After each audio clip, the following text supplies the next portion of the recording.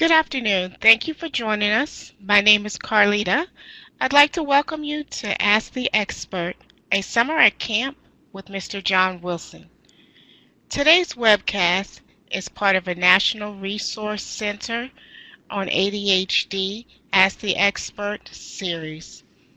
The NRC is funded by the U.S. Centers for Disease Control and Prevention and provides reliable science-based information about current medical research on ADHD management. During this webinar, we would love to hear from you. You can ask questions, you can share comments anytime during the presentation. Mr. Willson will be able to answer those questions after the presentation is complete. If you're a PC user and are logged in, you'll see a box labeled to your left, Resources, where you're able to download today's presentation and see the slides.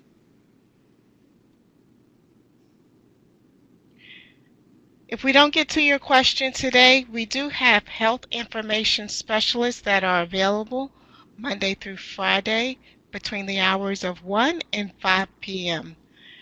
You can reach our health information specialists during Eastern Time at 1-800-233-4050.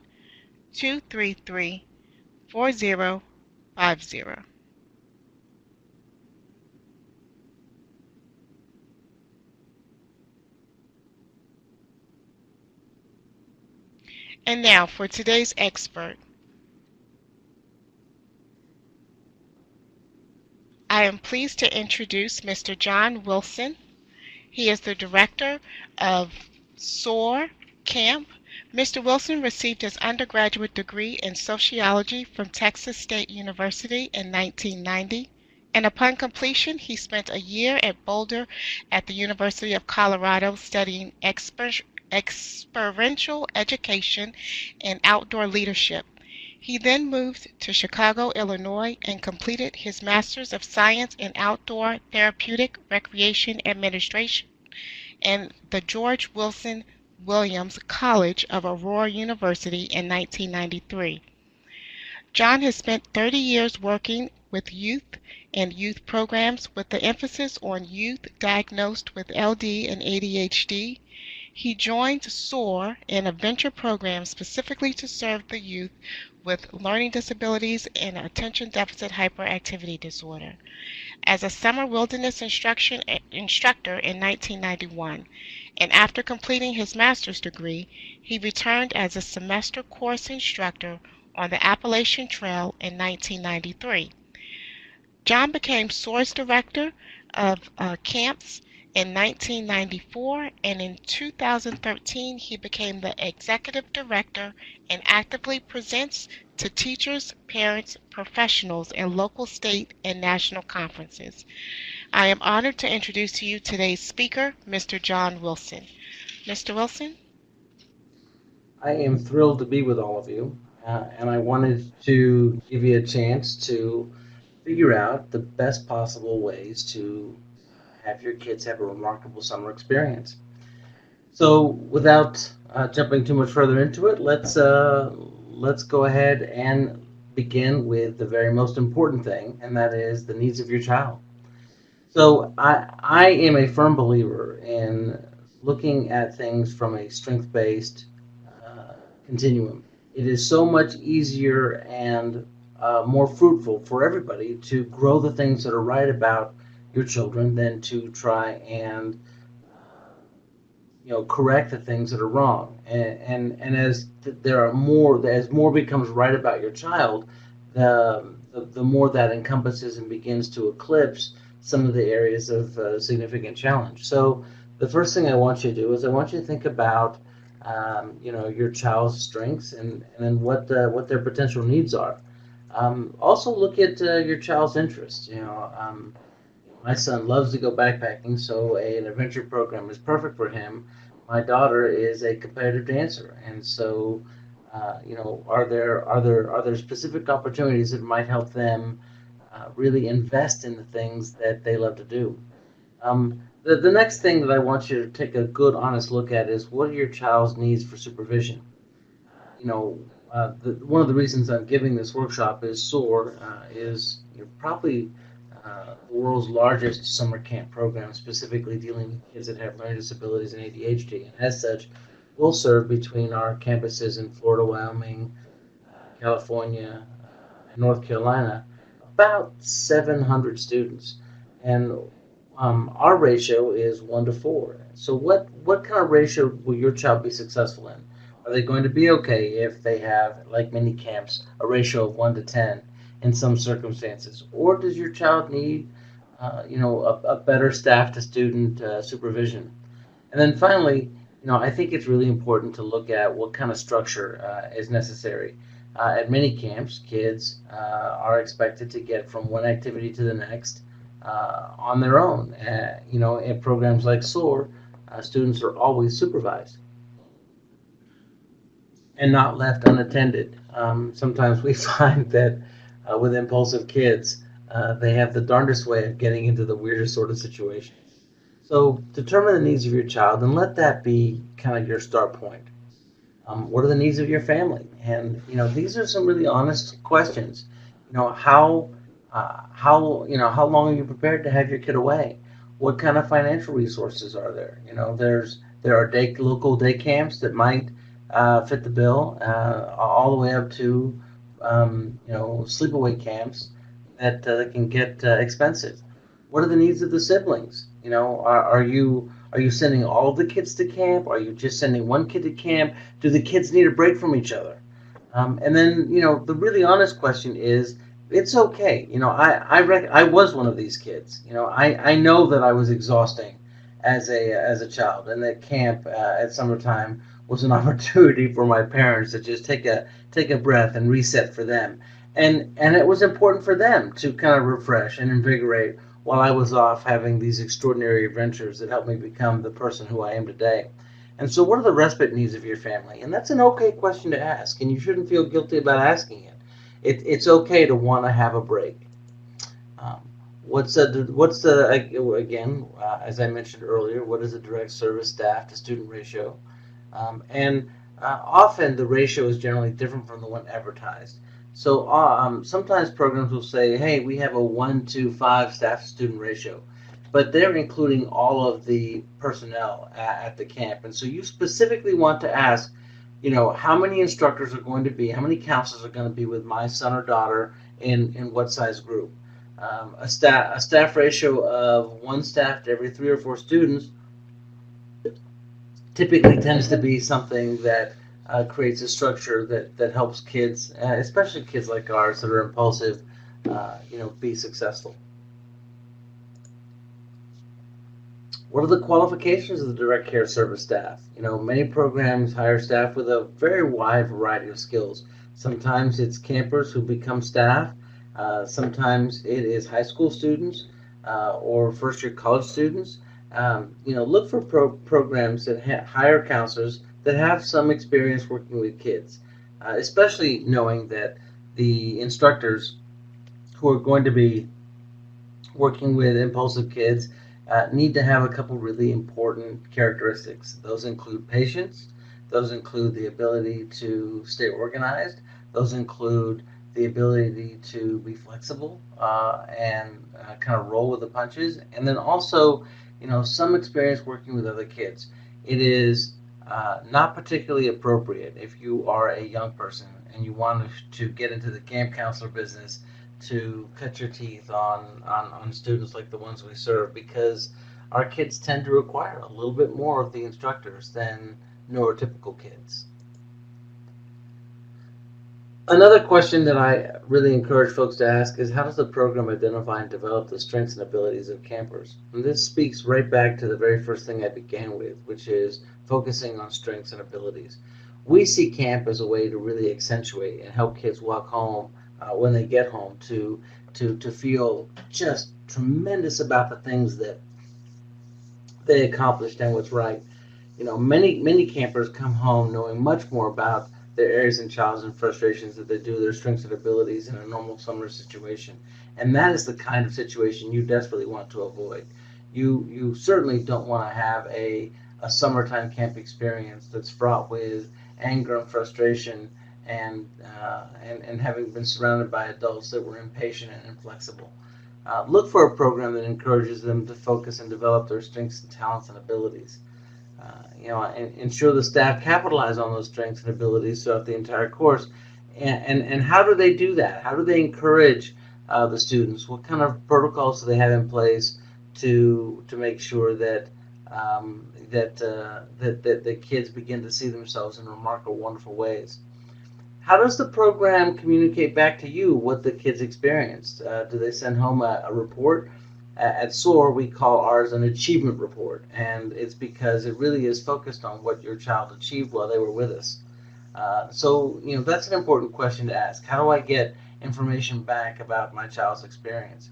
And then, you certainly want to have them in an environment where they're more aware of their strengths and abilities, and they come home and they're ready to kind of tackle the world, and they're sort of on on cloud nine. Almost always when a kid comes home from camp, they feel a little more independent, they feel a little more mature, they've had a chance to experience some really extraordinary things. And so how do you keep that going? And good camps will certainly give you encouragement and ways to support and continue to do that. I think that it's really important to be honest with camps, and I'm not necessarily advocating that every kid should go, every ADHD kid, a child with ADHD should attend a camp for kids with ADHD. But I am certainly encouraging you to be very candid and honest and ask some really important questions that help you understand how the organization handles those students.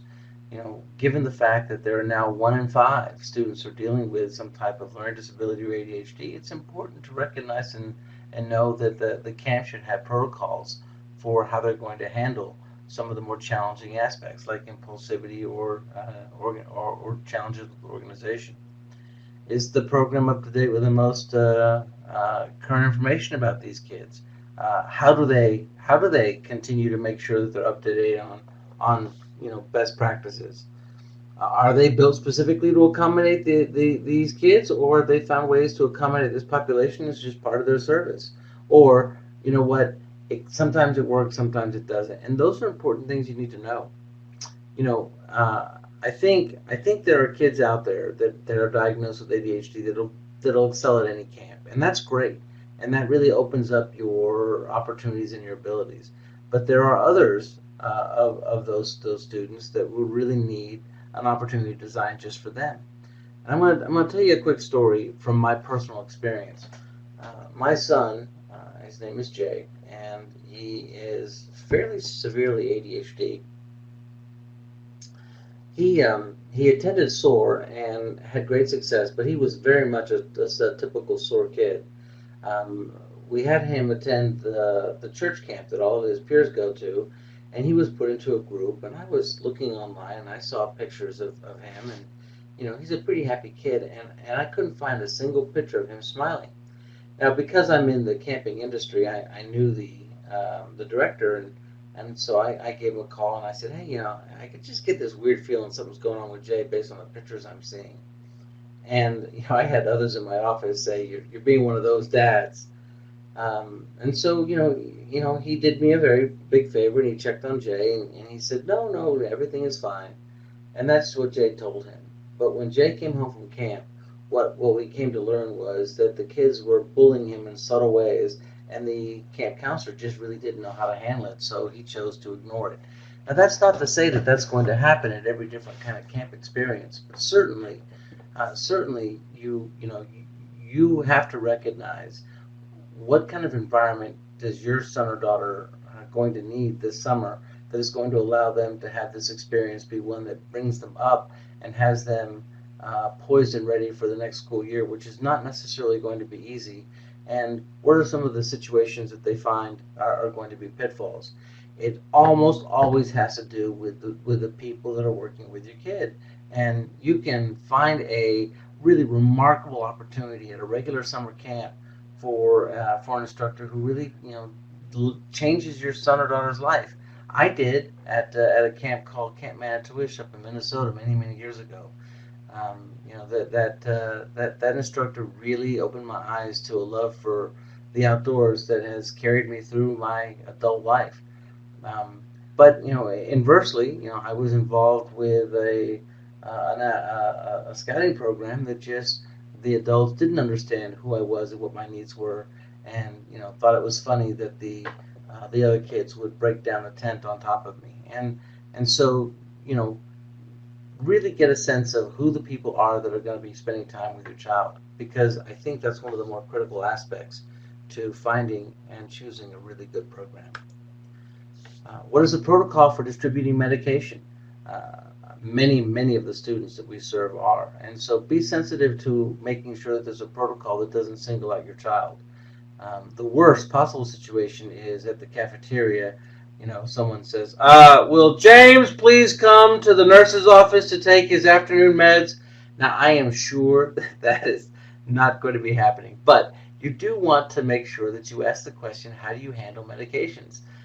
Do they know what the common types are taken by kids with ADHD? Do they know what the contraindications and the challenges of some of those medications are? And what is their standard protocol for administering meds?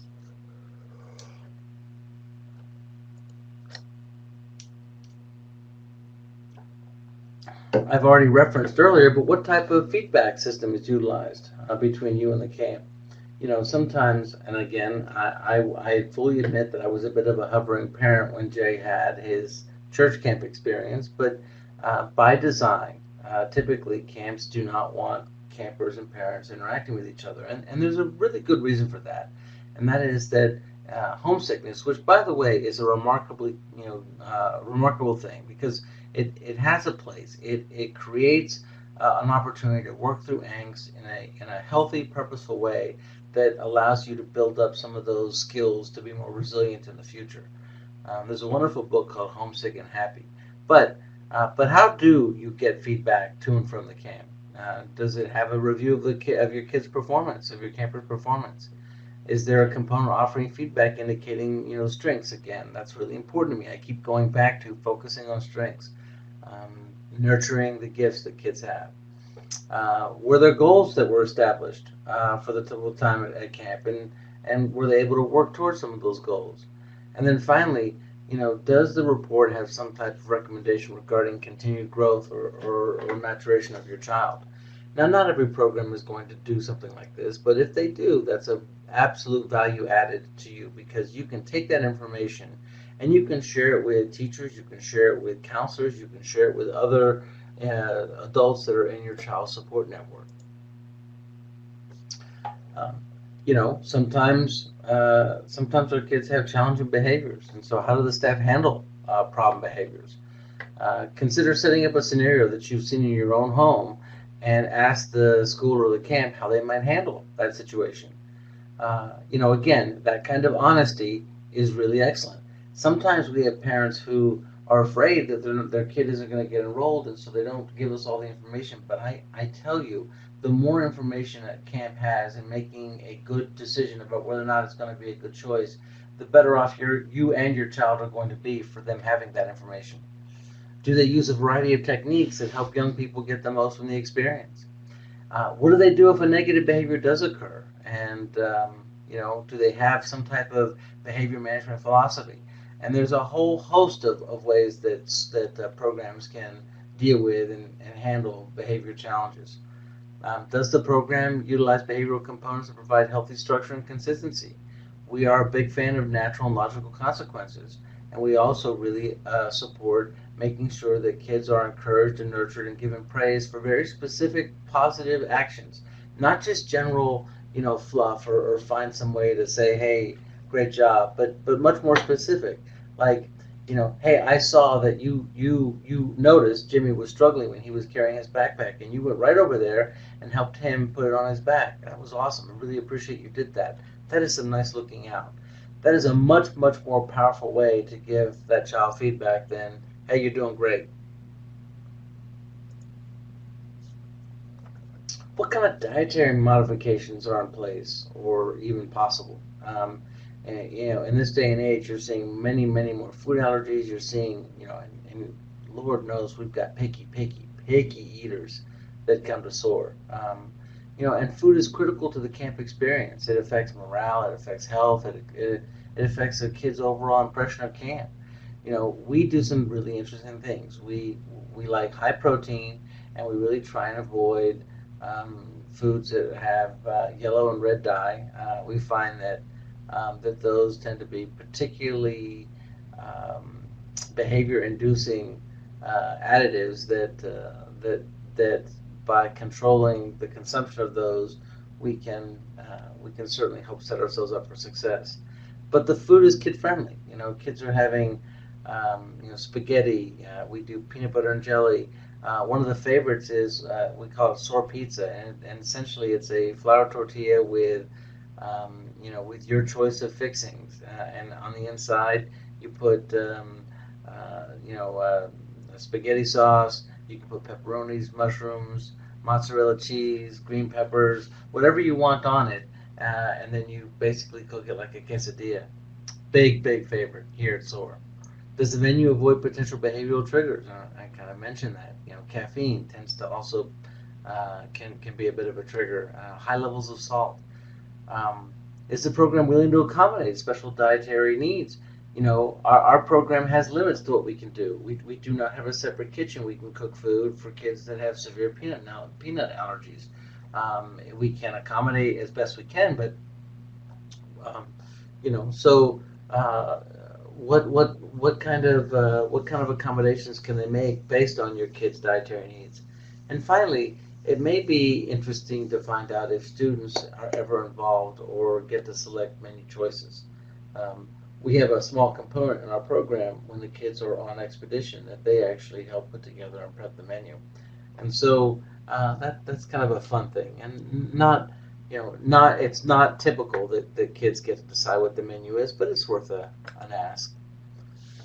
Does the camp have references? Ask for the names and phone numbers of two families that may be like your child. Maybe it's an age, or maybe another kid that had the same kind of ADHD that your kid has. And certainly do your homework. Do a good thorough search for camp reviews online. But again, as with all reviews, you have to kind of sift through the good, the bad, the great, the not so great. And what you really want to find is a pattern of consistency, and look for programs that really seem to help support and nurture the goals and expectations that you place in terms of what you're trying to achieve this summer. Here's a big one: how is personal hygiene handled? We have a daily hygiene schedule. That's how sophisticated we've had to be. I'm going to tell you kind of one of those fun ones, but our students are required to brush their teeth at appropriate times. At SOAR, ticket to breakfast is your toothbrush, and we have toothbrush circles that we do when we're in the field, and then the kids all brush their teeth, and sometimes they'll do it to a song, sometimes, but we do it as a group thing, because we want to create both a indelible moment that the kids get to have with each other a couple times a day, but also it creates part of the routine. Our kids, do they have a program that your kids change socks and underwear regularly? We've actually had to spend some time thinking about this, because how do you make sure that kids are changing their underwear? And so one of the solutions we have is you've got a little bag that says clean, a little Ziploc bag, and a little bag that says dirty. And every day or two, the younger kids are going to have to hold up their bag, and we want to make sure that the clean bag is getting less and less full, and that the dirty bag is getting a little bit more full. And that's an important part of hygiene, especially in an adventure trekking kind of program. Do the kids get to shower on a regular basis? And again, regular basis is certainly something that is, for some families, a regular basis is they get a shower every day. In an adventure program, a regular basis is, how often do they have the opportunity to shower? Because kids on a backpacking program aren't getting to shower every day. But if they aren't getting a chance to shower every day, what are they doing to stay hygienic? Do they wash their hands before every meal and after every bathroom use? Do they have access and availability to hand sanitizer?